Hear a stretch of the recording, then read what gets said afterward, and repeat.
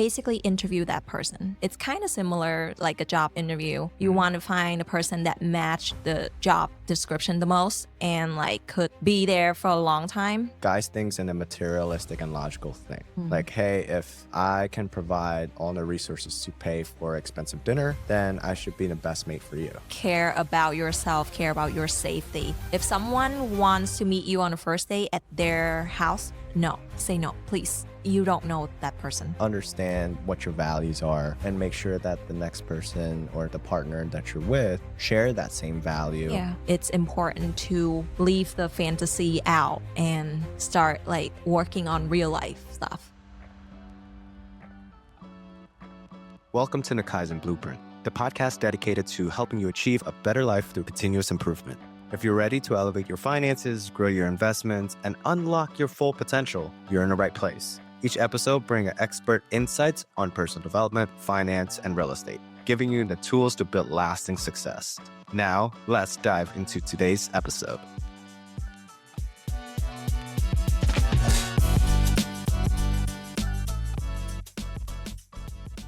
We're in this podcast. This is a completely off-the-cuff, unstructured podcast with my girlfriend, Haley. Haley Thu Pham. Haley, it's her American name that she chose out of a whim. Let's start with that.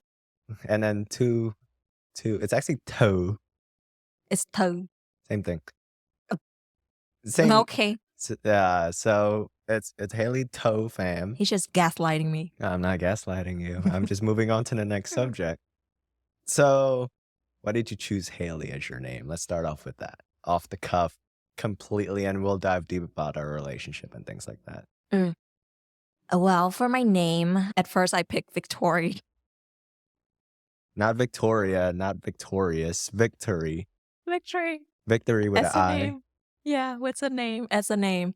But then someone told me I look like a Haley, so I just like go for it. I don't really have a preference because when I first came to America, everyone called my Vietnamese name like they butcher it. And I didn't like how that sound. So I just pick American name. But then as time goes on, I don't really care about how people call me anymore. It could be Haley, it could be Thu. Yeah. You mentioned in that sentence alone, and we could talk about more about that and about your upbringing. And now that you move into United States, what has changed and what have you learned along the way that kind of made you feel comfortable in a relationship now? Let's talk about your upbringing first.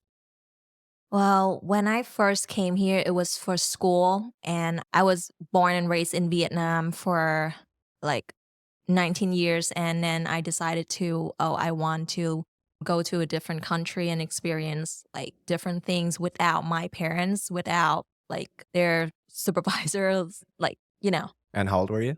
I was 19 when I moved here. Don't ask me how I am now. Don't worry about it. But it's been a while since I live here. And, when you first came here, you didn't know anything. Well, at least I know the language, but it's not enough to like communicate like freely, comfortably with people. And I always have a sense of like shyness when I try to talk to people or strike a conversation. So I never initiate any conversation with anybody. But if people like randomly talk to me, and I would just carry on, but I never initiate. And along the line, I learned a lot about not just about American culture, but also about myself, how I grow each year and meet a lot of nice people, make a lot of new friends. Okay. And tell us more, because you came here by yourself. You were independent and you kind of went on your own at 19 years old. How has that affect your life now, and how was it back then? Well, to be honest, when I first came here, I lived with my uncle's family, and I lived there for almost a year. And I'm always grateful for the time that I lived there. He taught me a lot about how being independent, how to save, and stuff like that. And I'm always grateful about the things that I learned from him and his family. And it was really hard to adapt to like a new environment and like a new family because I was born and raised in different environment and different cultures. So when I first came here, maybe I did something that is not really like my uncle's not really happy with, but like over time I learn about it and I try to like improve myself and try to adapt more to the environment in a way that before I never knew about like how to save because like my parents pay for everything. So, and I didn't have to make a living until I've moved to the United States. So, never know how to save, never know about credit cards and stuff like that because in Vietnam we use cash. We pay everything with cash, even a house. Then when I came here, I know about like credit score, credit card, how to save, how to spend. And who taught you that? Yourself? Necessity? Well, yeah, because when I came here, I didn't have a lot of money, although like my parents paid for my tuition, but still I didn't have a lot of money to like for daily life. So I have to work part-time to provide for myself. And when I work part-time, I was like, oh my gosh, this money is not enough to do anything. I have to like save. Although I try to, well, I like fashion and I spend some on like clothes and bags and stuff, but I always buy them on sales. I never pay full price for anything. Mm. Yeah. Yeah, I mean that is important. Well, one thing first, you come from a upbringing of family that takes care of you where you are comfortable, and kudos to that, and that's amazing and all. But it kind of shift your mindset, your logic thinking, and just survivability have changed when you came over to United States for whatever reason and you became independent. And that's really, really important for people who are immigrants. And there's a lot of them, maybe most of them are older than where you are, where they want to have a better opportunity for their family, better resources. Maybe they just came here by themselves, like you are, to provide money for their family back at home. But regardless of that, it's a very difficult transition because, yeah, you have your uncle here, but you're still on your own. Your family is still there to support you, but you have to figure things out.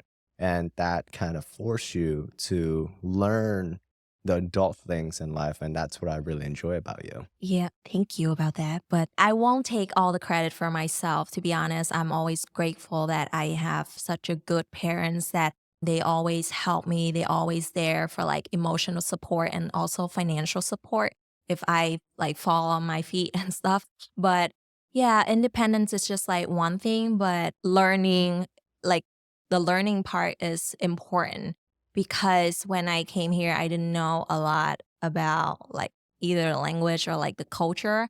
And I just have to like start reading, doing research about stuff to being able to attend American school.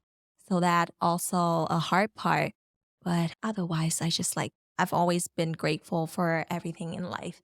But we talked about this last night that I said I regret my parents put money for me to go to US because it could go so like it could. Could be invested in their Yeah. own assets and let it grow as opposed to investing in you. And I remember that in that same conversation, I don't think, well, I think your parents are in a position where finance or money is not as important as the growth of their two kids, which is you and your brother. Yeah. And I think that you shouldn't feel bad about the money they spent and rather focus on the future. Don't focus on what has happened in the past and the decision that they've made and you've made, and focus on what makes them happy and seeing your success, your growth, and your prosper, because that's an investment of itself as opposed to the assets that they sold in order for you to survive or to get a better education in the United States.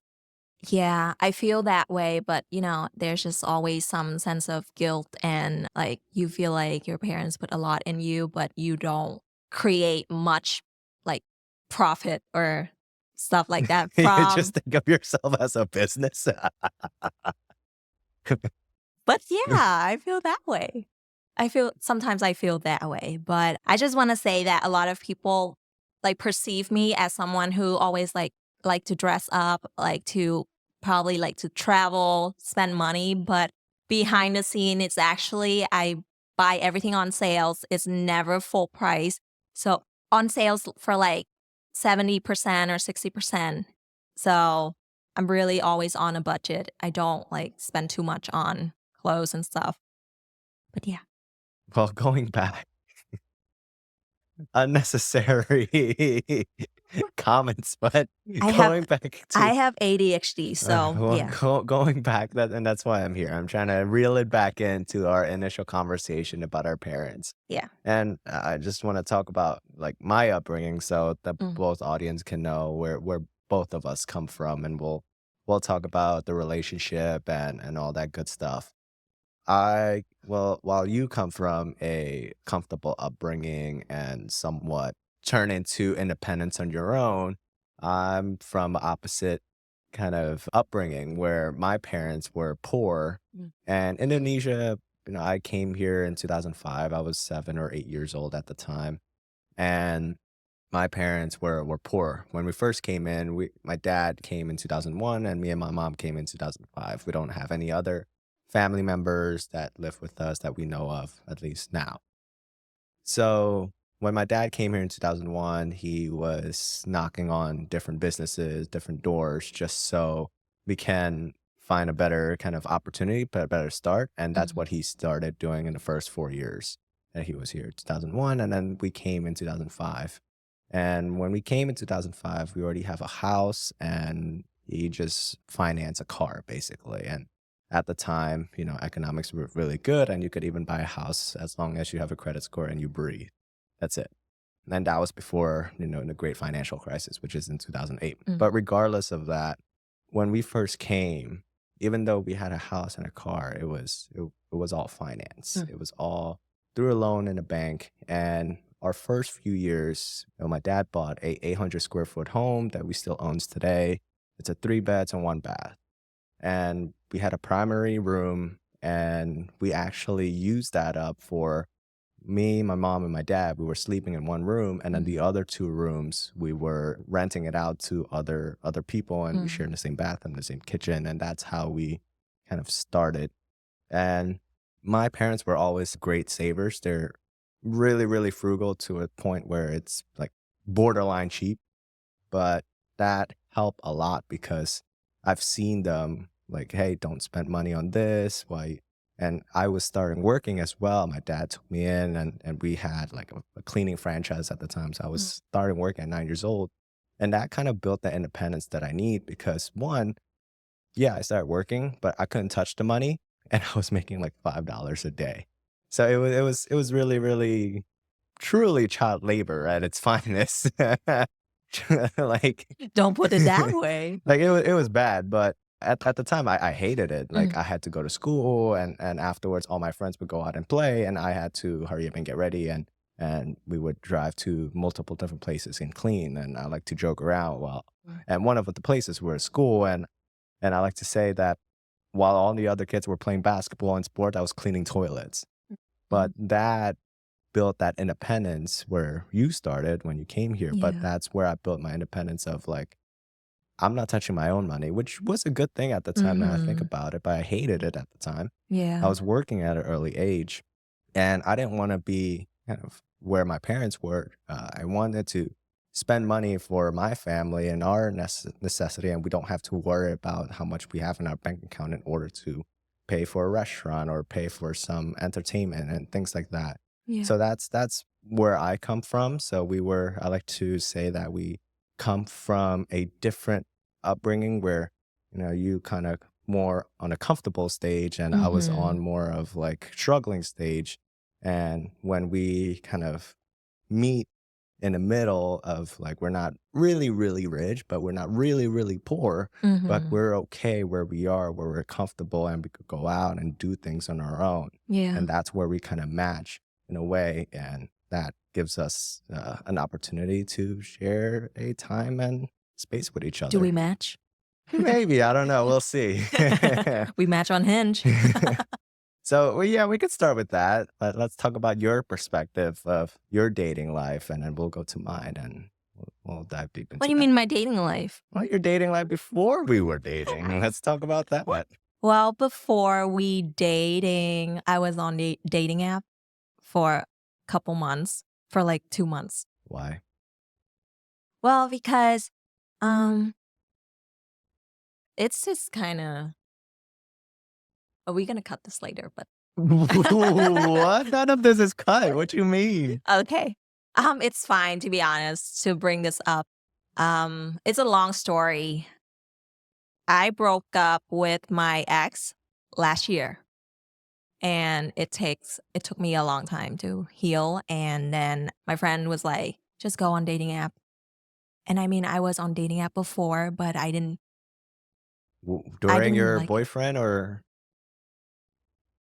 you were Excuse me. before? I was on dating apps before I met my ex-boyfriend. Did you meet your ex-boyfriend in a dating app for the No. audience? Okay. No, I met him on Facebook. Okay. He's a friend of like friend, And so it's but a Facebook friend because I know that now Facebook have a dating app. yeah, Facebook friends, but not Sure. on Facebook dating. I was Shoot your shot. On Facebook, on MySpace, Facebook is such a men, shoot your shot. no, Facebook is a very poor dating pool for a woman, to be honest. It's free, so everyone's can be on there. So is all the other dating apps, unless you want to get more likes or get your profile out there. Mm, Well, going back, yeah, yeah, go. it's just not the right place for the demographics in which you are a millennial or Gen Z. I Yeah, get it. yeah. So I was on dating app for like 2 months, going on a lot of dates, Really? No way. but it didn't mean anything. The reason that we can comfortably talking about this now because we've been talking about it already off camera, like on first couple dates. Yeah, we talked about this. And it was just a learning experiment for me because I was shy and I couldn't like talk to people before. Not that I can talk to people now, but because I was shy and I couldn't like strike a conversation just like freely, comfortably with people. So going on these dates is to learn about what you like and what you don't like, what your non negotiables and what you can like tolerate on some level from the other person. And also learn like communication skills, improv skills that someone has to take a class for. But yeah. So I took an improv class, and we'll talk about me in a second. But I took an improv class, and it does help. But I also paid money. Mm. Her dates, I'm pretty sure most of the traditional sense and most guys, she get free dinner. Well, they offer to pay. They are gentlemen. And so are you. Offered. It was more of insist. Ah. Mm. So what did you learn in terms of what you like and don't like in a person, and how long? I mean, is there a number actually that you figured that out? Is it after 5 dates or maybe more? But let's talk more on a filtering aspect. Did it help? And Mm, what you figure out what you like and don't like. okay. In the first couple people that I met, I didn't know what to ask them. And I tend to be like very nervous when I talk to like a guy in general. But then as time goes on, I decide, okay, this is a wrong way of dating. I don't know if it happens to any of other girls out there, but I feel like women tend to get emotionally attached too soon, only in like the chat, like the message phase. Interesting. Yeah. Like if you send a good morning to a girl and or like you ask her throughout the day, like check in on her, then she could like develop like emotion through text message. I don't know. But that happened to me and some of my friends before. So yeah. So I feel like, okay, I only talked to one person and I went on one date with that person. But then it turns out I don't like that person in real life. I only like him like when he texts me. So I figure, okay, this is the wrong way of dating. I can't waste my time like this. Was he different in person?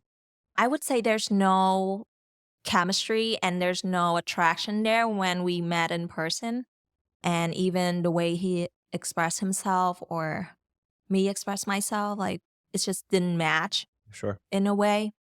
And we like in the first couple dates, we only talk about like what color you like, what movies you like. After Basic. time, right? After time, like I figure, oh, like I should ask the person that go on a date with me the questions that matters. Like, what is your view about marriage or what's your view about children? If you're a girl that you want a long-term relationship, just like put that out there.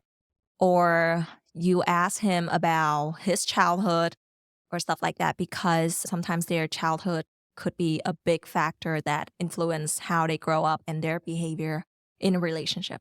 Yeah, like ask, like basically interview that person. It's kind of similar like a job interview. You Mhm. want to find a person that matched the job description the most and like could be there for a long time. Yeah, Yeah, yeah, and I think that's important usually on first dates, and I tell this to all my guy friends who are single and putting themselves out there. I don't think you should spend so much money on your first date. You right. should spend either a coffee date or somewhat a non-expensive kind of date here. And usually that first date is just to get to know each other as if you guys are friends. It's not Right. that you have like something behind the scenes of I really want to get with this girl or guy and there's like an intention behind it. There should be some sort of filtering system and you ask the right questions, but people with that not that many experience might think differently of maybe I'm a guy and this is let's talk about the online dating and this is the only girl that like me, so I really got to try really hard for this person, whereas women have maybe multiple different options, so you might not be as serious in the Mm. conversation or maybe picking the right person that kind of, stringently. So you're kind of okay with not putting too hard of a question out there. What do you think?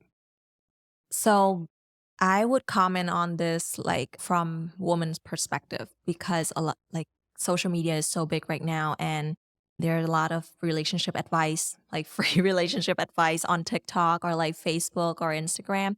And these people would advise you to like raise your standard. Like you should expect a dinner, at least a dinner on a first date. But I don't think it's a you can have a dinner, but it's not always like the case. You can enjoy a company just with like coffee date or ice cream date. Like you want to learn about the person. You don't really care about like what you eat or what you drink that day. Mm. But one more controversial thing is what do you think about 50-50 on first date? I'm more of a traditional sense of I'll pay for the first date, and if you decide to pay, then I don't mind it. It's really up to the two parties and how they feel within a relationship. But most of the time, in the traditional sense, the guys would pay.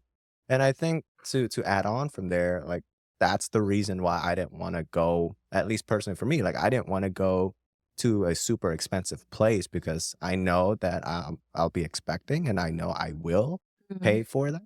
And if I'm going, maybe multiple dates in case if the previous one doesn't work, like I have to pay for that.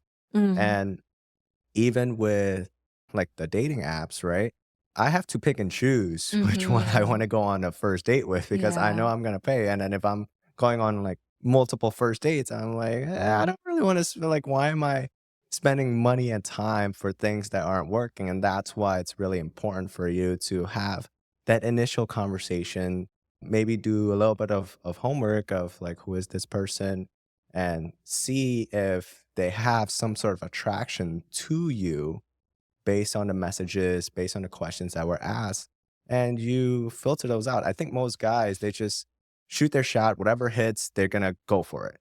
As opposed to guys, maybe not raise the standard too high, but enough for you to understand what you like and don't like. And give a somewhat of a chance for a person, for a woman or a guy to be kind of, maybe their profile isn't the end all be all. Maybe their pictures is just some sort of, not the best pictures. Yeah. But then when you see him in person, it's like, holy hell, you're a better person Mm. than online. Yeah, So that's how I feel about you when I met you in person. thanks. Cause you put like all non-face, like there's no of your there barely any photo of your face, your actual face in there. It's only about your travel destination and stuff. We gonna talk about that in a minute. Okay.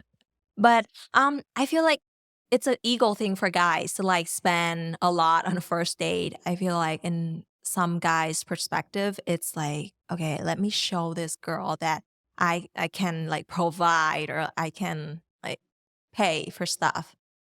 That's because two things. One is a guys things in a materialistic and logical thing. Mm. Like, hey, if I can provide all the resources to pay for expensive dinner, then I should be the best mate for you. Because guys think that women think like guys. And for example, like just because we're bigger and muscular, we're gonna get a lot of women. Just because I have a six pack, we're getting a lot of women. But Mm. it's definitely more than that because it's about your personality, it's about your character, it's about how you have confidence in yourself. What responsibilities do you have with your pets, your family, and how that translates into And your values. and your values too. So that's one. The guys think that girls thinks like guys. And number two is usually a competition with other guys. True. Like, if I could bring this woman into this fancy place and then you see all the other, guys and gals who are out there and you see the level of standard that you provide for yourself, then or maybe you have a conversation with a friend. It's like, yeah, I took her out to this location and it's super expensive. I can afford it. It's an ego thing Yeah. from a guy to guy perspective. And I think that translates into the dating world or maybe in the social media that we see Mhm. of, put yourself out there and raise your standards and things like that. And, for me, it's the opposite. I like to start low. Start low and build yourself up. Yeah, when a guy that started out on a first date with very expensive dinner, and the girl gonna expect more. Like the girl either gonna expect more dinners like this gonna happen, or like this lifestyles have to last for a long time. So if you think you can keep up with that lifestyle, expensive dinner, always eating out, or like go to expensive places, then you can do whatever you want, start out big. But if you think you're not sure that you can keep up with it, then you shouldn't set that high of expectations for And girls. yeah, and that's the thing too, right? If you are a guy and you're taking out girls on a first date, you shouldn't put a lot of emphasis on where you're going Mm. or what you're going to do. Put more emphasis is how you carry yourself, how you have confidence, how you have a conversation with women. Women love having conversations, Mhm. asking the Yeah. right question as opposed to, oh, what's your favorite place that you want to travel to? Or those generic questions. Those first dates, even though they're somewhat of an interview conversations, get to know the other person, it's really important to filter out like what's are the non-negotiables or what Yeah. are the things that you can compromise, what are the things that you find attractive in another partner, and that's really important as opposed to I think we should go to this dinner and I think it's this expensive and this Yeah. menu. Worry about the things that you want to talk about with the other person and your character. Yeah, that's so true. In one of my past old dates, we talk about like Free. cars. Always free, girls. But like I went on a date and we all talk about cars, and I don't even like cars like that. We talk about cars, we talk about movies, we talk about travel destination. Although I love travel, but it shouldn't. It should be the lowest priority to talk about on like first couple dates. You should ask about what your goal in life. If you're a girl, you want to know about what he do, then you ask about what he's passionate about. What do you love to do? Like don't work for money, then what is a career that you want to work at? What do you want to do? Stuff like that. And I want to preface this for all the audience that are listening to this. This is our own opinions. Mhm. Obviously, Yeah. other women and guys have different Right. interests and different perspective on life. This is how we see and how we Yeah. fit among ourselves and what we think is best in our own opinion. Yeah. And none of us is super factual. It's Mhm. just based on our experience Yeah. and our, like I said, perspective. It's not an advice or anything. It's just like my opinion because I've come from a traditional background. So this is the thing that I want to put out there.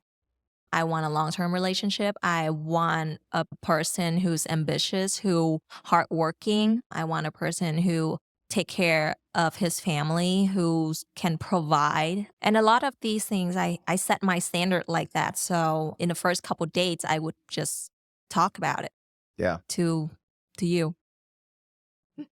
great. So let's shift gear here and talk about the male's perspective Mhm. on the dating apps, right?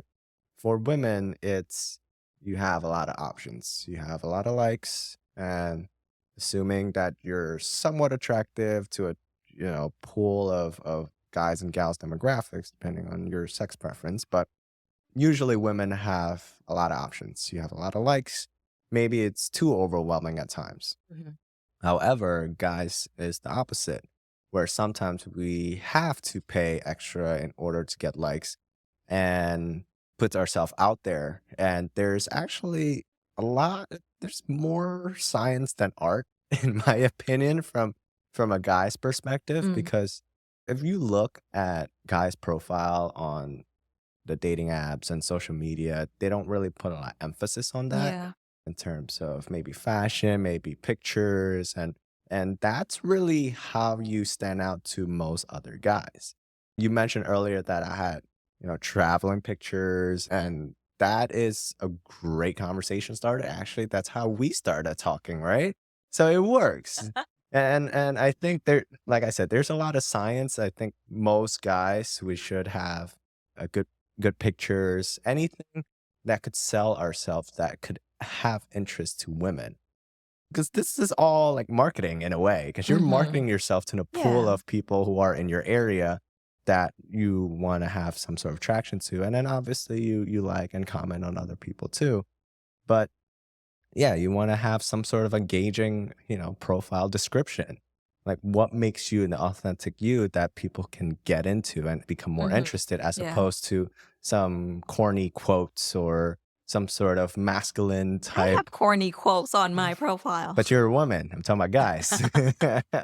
And then once women engage interest, and that's when you have a conversation. But you don't Mhm. want to have a too much conversation with that woman, because you might show yourself too much up in the front end Yeah. that kind of deter the interest. And that's where kind of like, when you have, for example, like not necessarily sales, but like items, especially in the luxury good items where, limited edition, you want to apply that same concept to the dating conversations, where you want to gauge her interest, but you don't want to put too much out there for her to like, okay, I know enough to this person where I don't need to meet this person. But you want to have some sort of interest. It's like an emotional thing, right? Yeah, it's Have a little sense of mystery in order yeah. for her to start thinking. It's like, what? Yeah, Like trigger that curiosity. psychology. Men, listen. So Did it work? look at us now.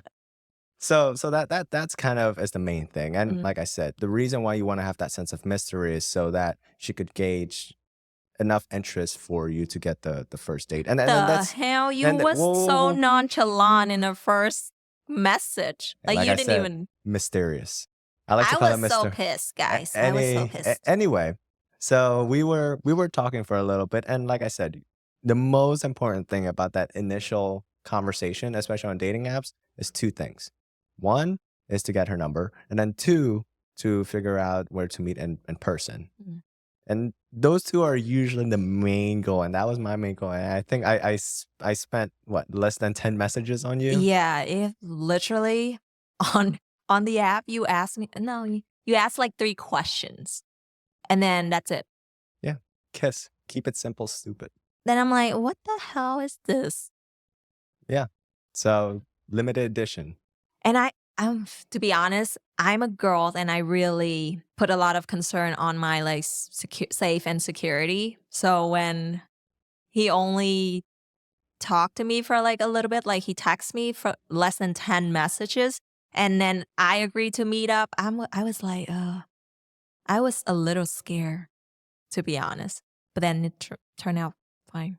So I'm And glad. yeah, and for most women, the thing is gotta have that sense of safety, right? That Mm. and most guys should understand that Yeah.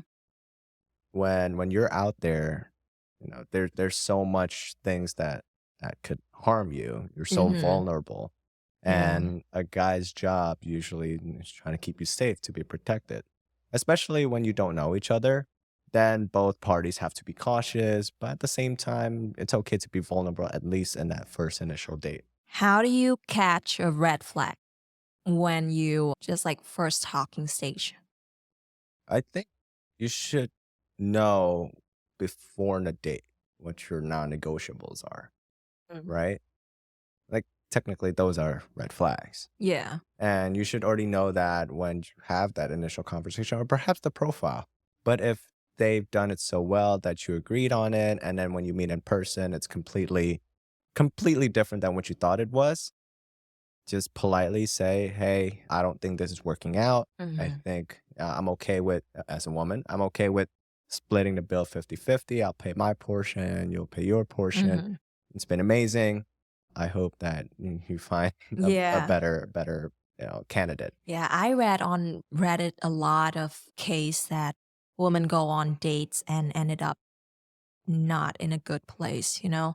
So I just want to like emphasize on this care about yourself, care about your safety. If someone wants to meet you on a first date at their house, no, say no, please. You don't know that person. So you don't know what he has in his house and he could lock you up or something. It's Okay. there are a lot of horrible dating stories on Reddit. If you want to know, just look it up and I'm serious, like care about yourself the most. Like don't even care about like, oh, I like this person so much. I don't want to let him down or let her down. No. Yeah, for consequently for guys, right? We always want to put in a public Mhm. place, and why do we want to share our address when we don't even know the person? It's like giving a stranger our address Yeah. basically to where we live. But for most like good guys, I recommend going to a place that you know, that you feel that That's because on most. your budget. Yeah, that too, but I think most guys, they tend to try to find a place where it's completely different out of their realm, completely out of their kind of like the monetary aspects, way more expensive than what they usually go for. Mhm. But I think it's really important that you go to a place where you feel comfortable. Mhm. Because obviously if you feel comfortable, then the other person will feel comfortable. It's like the law of attraction. Yeah. And once you have that, and that's where I took you on the first date. Like I go there almost every other week. Um, Tell him where you took me on a first date. so there's this restaurant called Sky Cafe, and I actually do know the owner, and she's awesome. But it's relatively cheap. It's Indonesian food. I'm Indonesian, so I'm able to pinpoint like what's good and what's not good, or actually everything is really good. Mhm. But It's my first time try Indonesian food on the first date, to be honest, yeah, and so it's so good. I and was amazed. yeah, and the good thing about our first day is we instantly connected. Mm. We had Were we subject subjectively, but we had the similar experience. Mm, Well, you had experience with talking to the previous dates. I had experience in terms of I had previous partners, mm. his girlfriends, and we both know what were our non-negotiables. And at the time, shout out to improv. I took improv class, and that has helped me. I didn't even talk about like why I went in the dating app first, but then Mm. we jumped into the first day. But we'll jump on that later. But yeah, so our first day we instantly connected. I was given the award of the longest date that she ever had. So that was an awesome. Again, shout out to improv. But tell me more about your perspective on our first date. On our first date, I roast you a lot, and you did too. Didn't know how that's gonna work out like this, but yeah, Mm. like we roast each other. We instantly like comfortable, being comfortable around each other. Like, mm. Oh, and a lot of girls believe that if you have some kind of butterfly feeling in your stomach when you meet a person on the first date, then it means it's the one. No, it's not. No, it's not true. It's your body telling you you should run. It's your body warning you. That butterfly feeling is not, it's not about like he's the one or not. So don't. But Did yeah, did you have butterfly feelings? no. I did not have butterfly feeling with you, but we had such a good time. We talk about a lot of different stuff. We talk about how you very organized and I'm not. Okay. And I like to document things in terms of taking photos a lot wherever I go. And you don't, oh, I asked you, is this a red flag if I like to take photos? And you said no. It's no until your Ah, memory runs out, gigabytes, and you gotta get you another phone. well, I'm using your phone now. And you're not using I'm using your my phone. phone is locked. Whatever. I know the passcode. Anyways, so yeah, so we went on that first date, Mm. and Great yeah, food. we yeah, great food, and we roasted each other a lot. Well, we actually went to a dog park, a nearby dog park, and every single dog that she saw, she kind of pointed at me and, look, it's you, stating that I look like the dog of multiple different breeds. Yeah, I don't know why I'm so comfortable with people like that. I wasn't that way before, to be honest. Like, I was so shy before. I'm a humorous person. I, Really, excuse you. humorous is kind of overstating it, but sure. You did not just go there. Over here. But I had some sense of humor, but it's just hard for me to like express it to people. But I didn't know how, like, why I was so comfortable with you on our first date. Some I'm a G like that. Yeah. Well, let's go back and go backtrack a little bit and why I came into Yeah. the dating app, and you Why? could share I never some know about questions. this. Yeah, you have. Yeah, we talk about everything. Yeah, so back then I had an ex. We were at it for maybe 3.5 years, and she was there. She was a great person, and there were some things that ended up not working out for us, and we decided to part ways.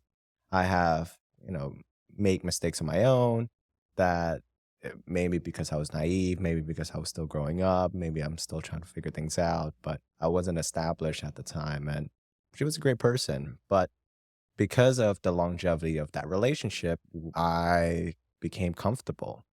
We I didn't know what how to initiate stuff, and that was really, really difficult for me. I didn't have enough confidence because I was with her. It was just her, and I could do, just do stuff and things like that. But like once you got out of that relationship, it's difficult. Mm. Like because most women, as you mentioned, are very cautious. They are, I can't just go up to a woman and be like, kiss me, right? It's kind of weird.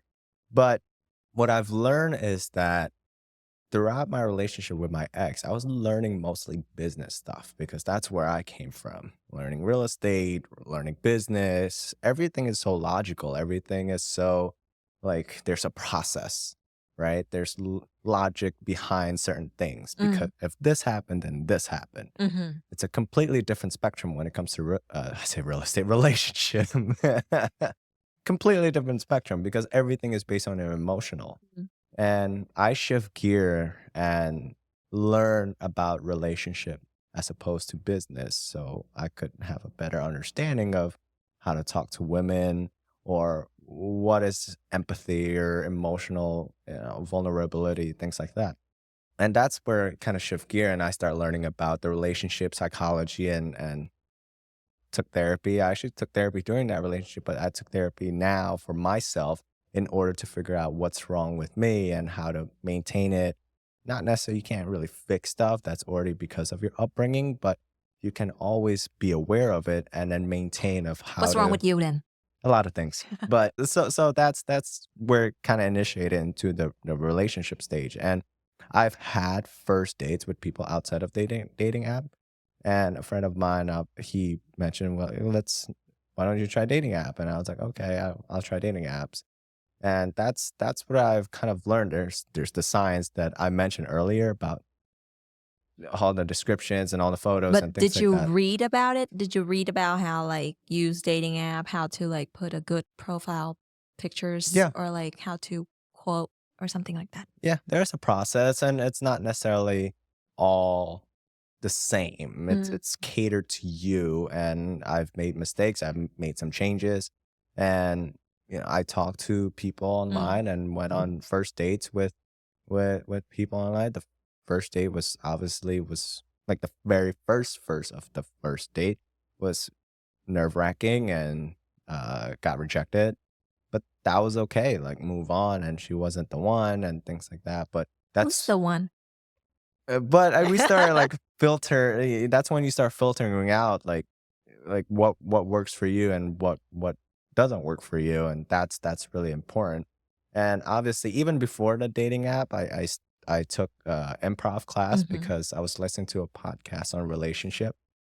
And they were like, if you want to be funny, if you want to make a conversation, take improv. And honestly, improv has helped me a lot with continuing a conversation. Now I Mm. have a bad habit of not ending conversations. And that's why we have a podcast.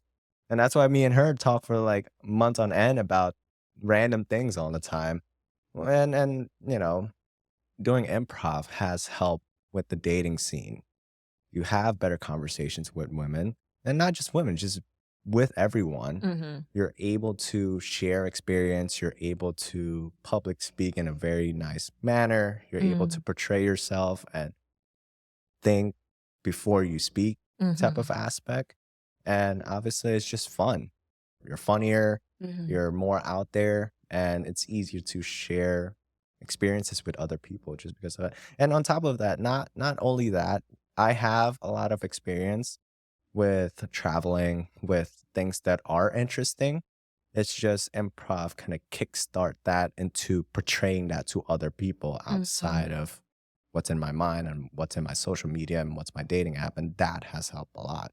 And I think that's really most important for guys, right? Most guys now they like to play games, they like to go out and drink and things that most guys do. And I think that's where the mistake comes in. I think you should find things that are could be interesting and try out those things. Mm.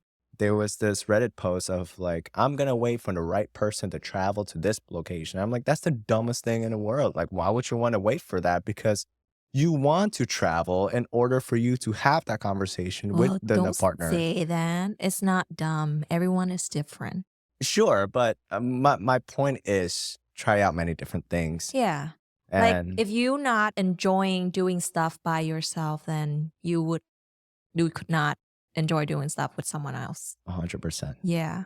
So like spend time doing things by yourself and enjoying it. Not like, oh, I have to eat by myself or like I have to travel by myself. No.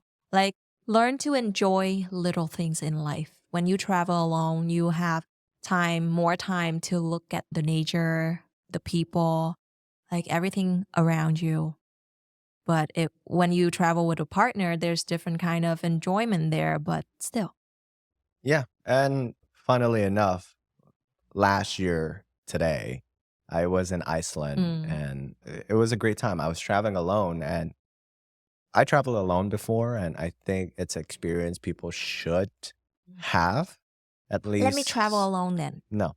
Anyways, like when I was in Iceland, I learned how to just go up to someone and have a conversation. And honestly, it's the best thing that ever happened because half of that trip, maybe even more, I was hanging out with these two Indian guys, and they're the funniest guy. And oddly enough, we share in the same itinerary, and I still Yeah. keep in contact with them today. Mm.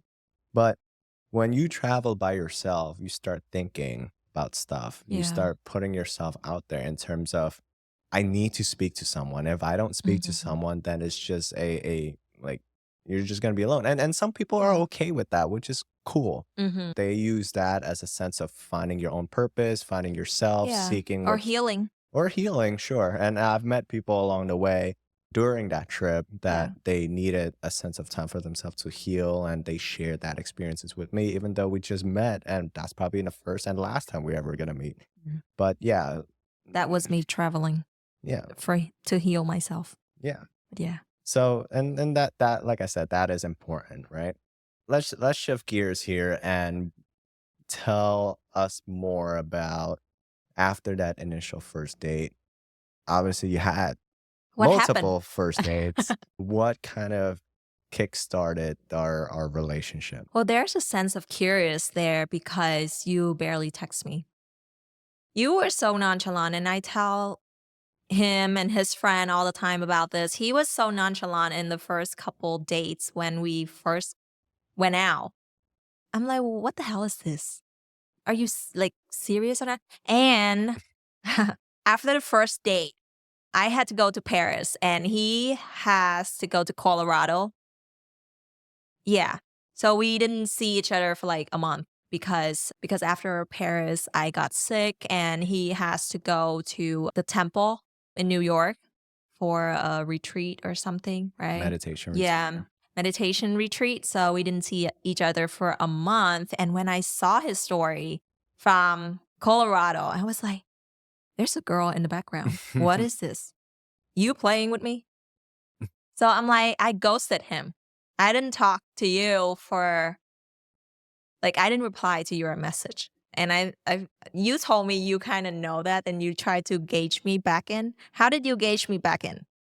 So she went to Paris, and I'm a big credit card aficionado or something like that. So I like to travel and utilize credit cards for things like that. But yeah, I saw one of the posts of, hey, going to Paris for a cheaper route. And that kind of instituted that curiosity of, oh, conversation starters. And that's where we kind of kick it back up. When I saw a girl in his background story, I was like, "Mm, so he's not serious with me, right? So I'm just gonna keep him as a friend because he sounds like he knows so much, like in our first date. So So what happens after that? Like going to the second date and third date and things like that. second day and third dates more about like we talk a lot. Like I would bring up questions, like deep questions to learn about this guy. I would what did I ask you? I asked you about what you find attractive in a woman, what you can't tolerate, and you said laziness or something like that along that line.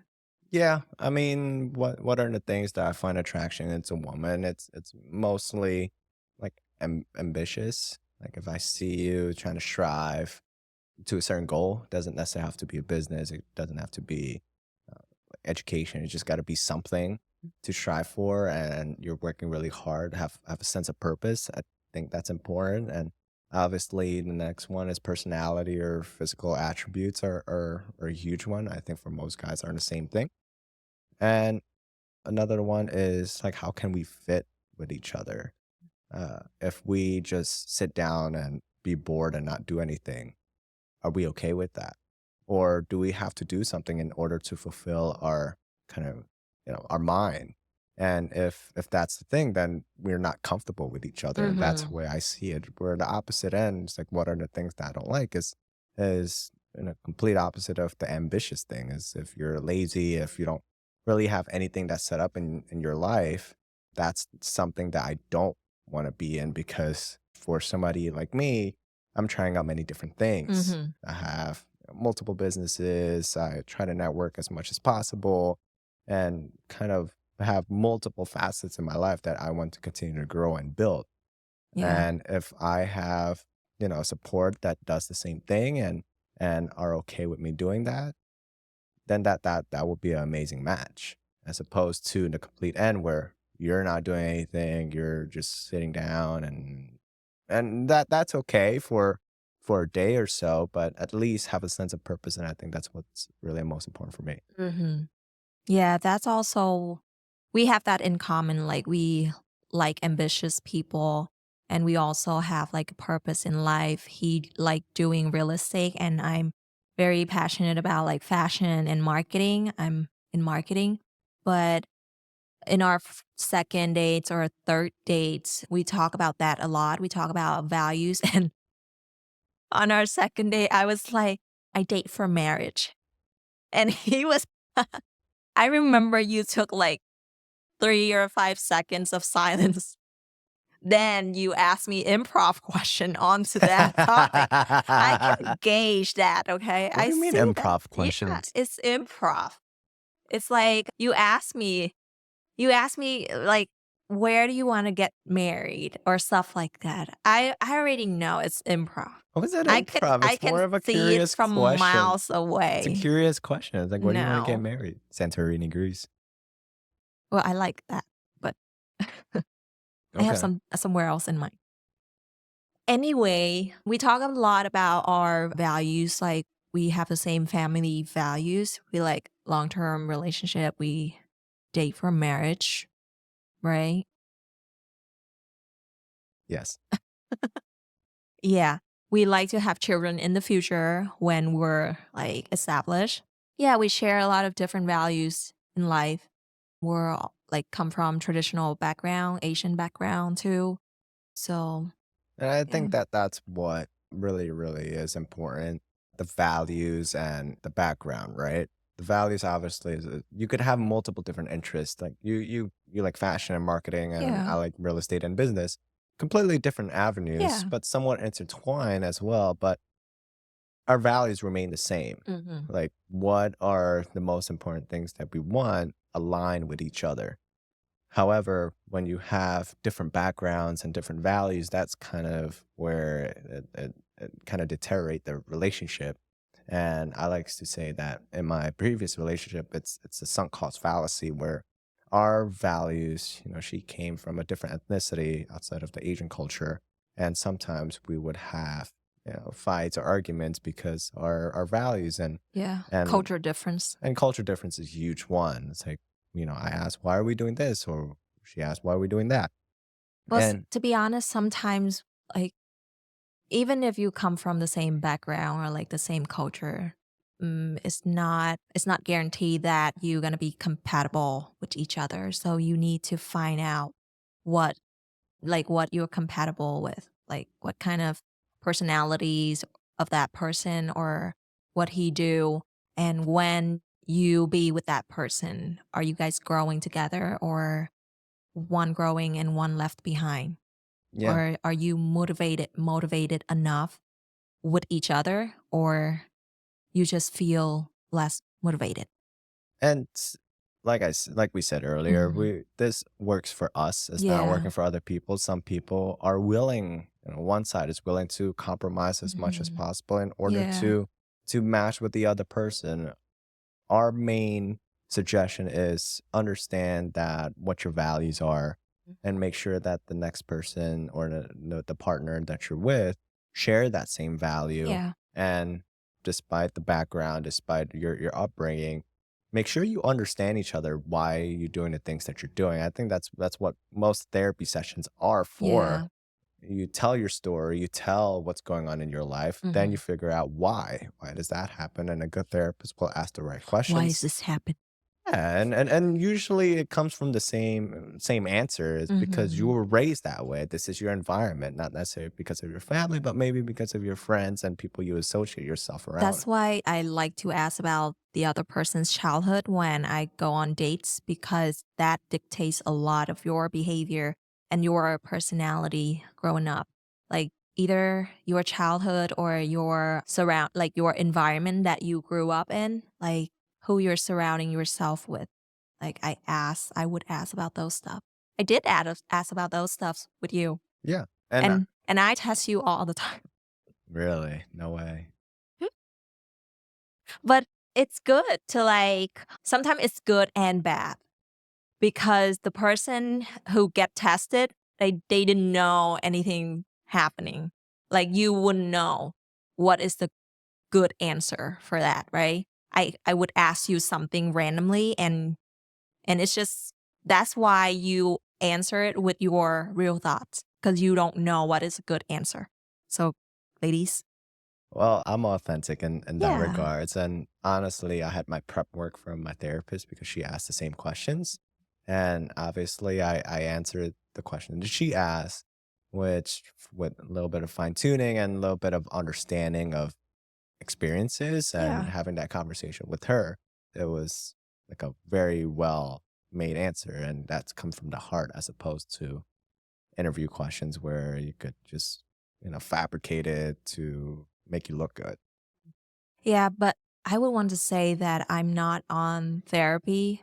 You are, but I think therapist is like very good for yourself.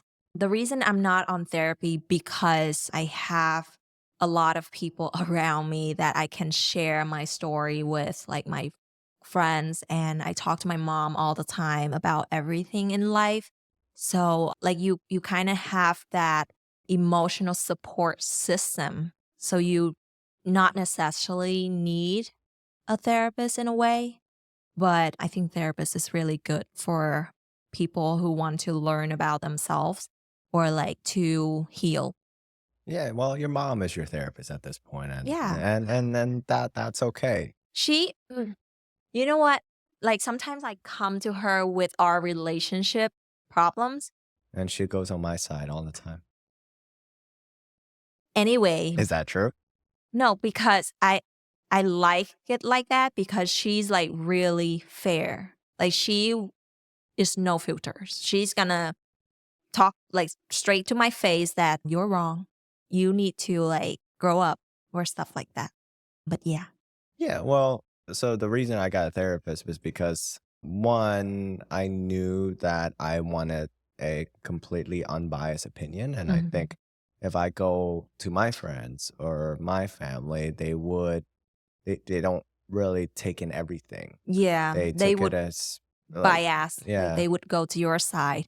And I saw this in one of the podcasts from someone. Don't quote me on this, but so when you have like marriage problems or relationship problems, don't go to that friend that always sided with you. Like go to someone who's like always fair and swear about everything. Like they're gonna give you like real insights. yeah. They're gonna save your marriage.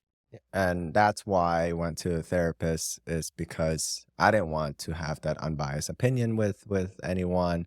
And I knew that having someone who have practice, who's doing it on a daily basis, and I'm a Yeah. big proponent of hiring things out to people who are really do that thing on a Yeah. daily Good at basis. what they're doing. Yeah, absolutely. And that's why I went to her and she asked majority of the time, I always ask for advice, but she always hit me Yeah. back with the right questions. And I was like, that's a good question. And that translated into everything I have in my life, right? I don't go to therapy anymore. And I think the most important time to go to therapy is when you're healthy, not when Hmm. you seek or seek therapists the most. Go to therapy when you're at your best, not necessarily at your best, but like when you start understanding of like, okay, I'm doing things wrong and I need to figure out why. But at the Yeah. same time, you have a good mindset of the growth mindset of Hmm. I want to learn more about myself. Yeah. And that's the best time to go to therapy because you could be vulnerable at the same time you can learn as Yeah. opposed you are, struggling and you're trying to figure things out and Yeah. you're so clouded with the anxiety in your head that everything that takes in from the therapist or from the other person is completely going from one ear to the next ear because you're so worried about the main thing, Yeah. as opposed to having some sort of healthy mindset in order for you to grow to understand yourself is the best way to go.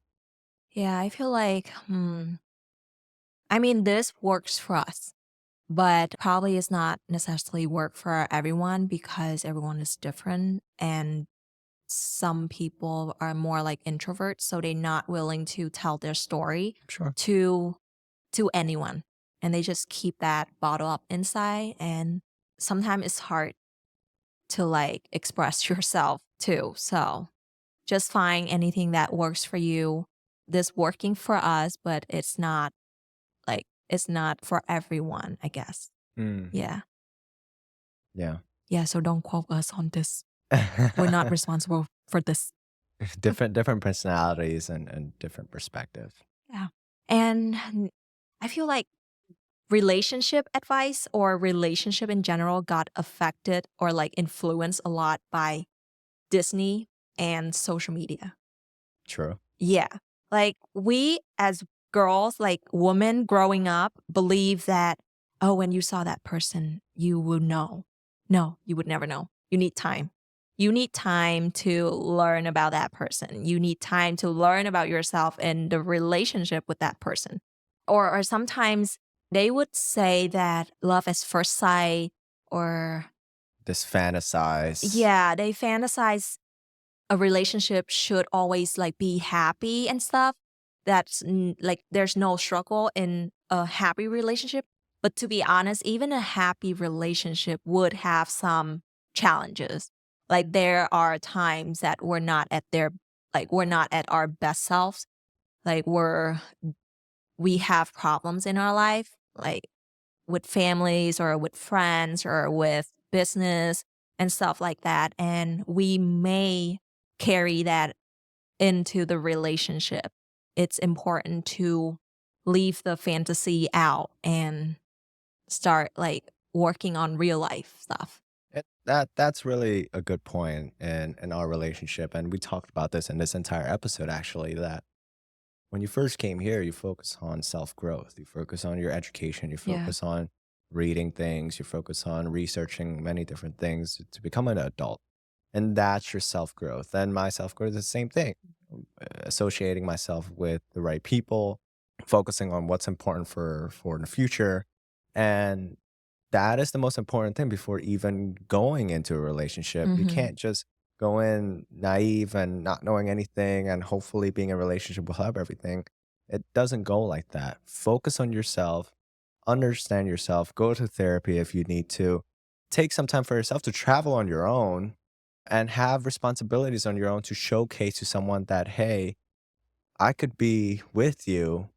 I already have all these things lined up and we could be a great partner. And that's what a really good relationship is, two interdependent people Hmm. choosing to be with each other. Yeah. Like me and you, like you can do your own thing and still be okay. And Yeah. I could do my own thing and still be okay. But we decided to be in this relationship. We decided to share time and share love and affection with each other Hmm. without everything else falling into place. And that is really most important. Most relationship, and I wouldn't say most relationship, but most like boyfriend and girlfriend, they were like, I need that person in my life to for me to do things that I want to do and things like that. No, Yeah. you gotta figure shit out on yourself, Yeah. then have that relationship and share those.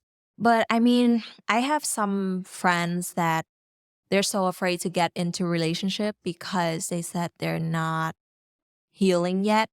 Well, I mean, it's okay to take time to heal, to learn about yourself, to like feel less anxious when you walk into a new relationship, but also like put yourself out there. Like you can't learn about how you gonna be in a relationship without one, Mm, right? You have to be in one in order to know how you're gonna behave around that person or how you're gonna behave without that person. mm, Like when you're on a business trip, for example, how I behave. Do I feel anxious? Is that because of myself I'm insecure, or is because that I'm missing something? Like mm. I didn't enjoy being on my own or stuff like that. Like you really have to figure things out. Like with and without that person, how you gonna be? Yeah, that's really important. Do you have any final tips for girls and guys out there for dating and For girls, it's not really advice. It's just my own experience that what I did. To be honest, I failed and like multiple times. I failed multiple times in dating life in general too before. And I have a lot of stuff to learn now, but all I can say is that when you put yourself out there for girls, be cautious, like care about yourself first, like put yourself as a priority. No one gonna help you if you don't help yourself. So to like care about yourself. And when you go on dates, ask about important stuff that you want to know. Like if you want that, have your non-negotiables. If you want that person to be ambitious, or if you don't want that person to smoke, then just set your standard right there. Like don't compromise your standard like that, because you know it's not going to end well if you compromise your standard, right? Mm-hmm. Yeah.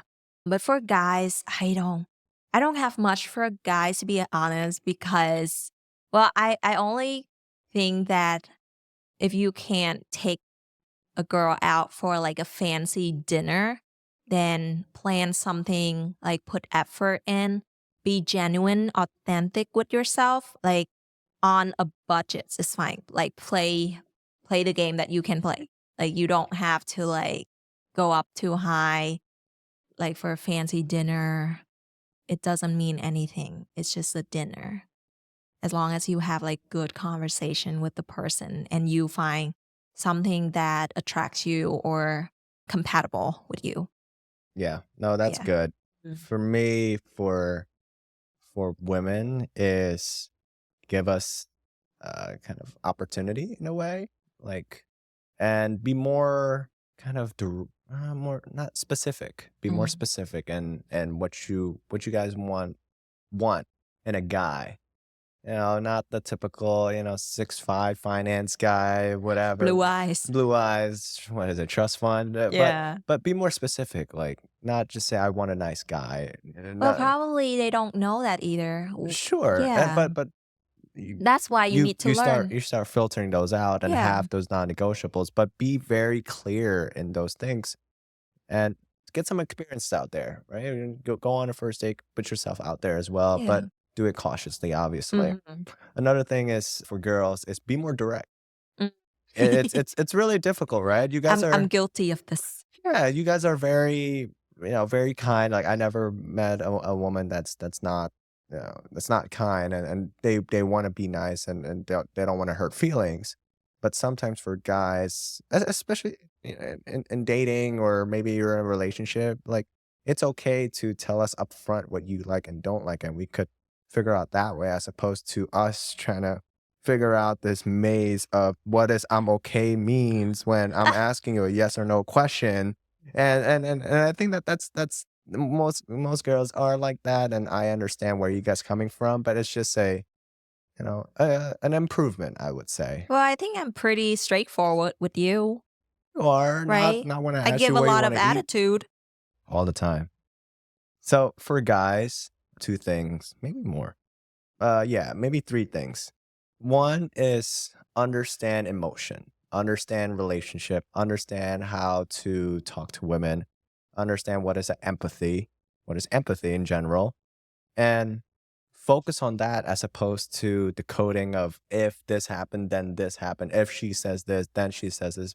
And you can't translate it that way. You can't Yeah. translate what you see in a book or what you've read in a book, what you listen to in a podcast, Yeah. and translate into that woman that you Every girl have. is different. Yeah, every girl's different and every guy is different. You Mhm. can't just say all girls are the same, all guys are the same. We come from different upbringings, different Yeah. backgrounds, and that you just gotta focus on eh, understanding that and kind of deciphering in your best capabilities. And if you're wrong, understand that when you're wrong. Mm. And you make mistakes all the time, and that's how you learn. Another thing is that another thing is that do more interesting stuff. Mm. Most guys, we play games or go to the bar or do these simple, Well, basic what things. that's interesting to them. Yeah, but it's not really gonna get you to have girls that are interested or a partner that are interesting. But Well, but no, it there is always someone for everyone. So, sure, but yeah. the percentage of girls that want a guy that play games all day and sit on a couch is not really high, I mean, right? I get it, but there are girls who play like to play games too, and they meet through games. Sure, but Yeah. there's only a small portion of that. But if for the bigger and this is also great, right? You don't want to play games all day and then and kind of you know s- I mean, I it's- guess what he mean is to have a hobbies. To yes. yeah, to have like a real hobbies that you enjoy doing in your free time other than just like games and bars. Like develop yourself in a way. Like a Yeah. hobbies that you can learn from sometimes. And Yes. talk to more people. Most guys are afraid to talk to girls, especially if they're really attractive. Subjectively, they're intimidated. They don't have the confidence. They think that oh maybe she found a better person. Maybe I'm not the good one for her. It really is doesn't matter. It's still a person like Mm. that. Maybe she have makeup. Maybe she's wearing clothes that you enjoy and things like that.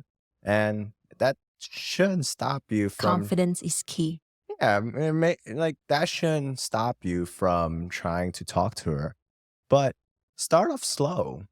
Talk to people at your gym, talk to random strangers. That's what I've learned when I was traveling alone is talk to more people. And when you talk to more people, guys or girls, doesn't matter.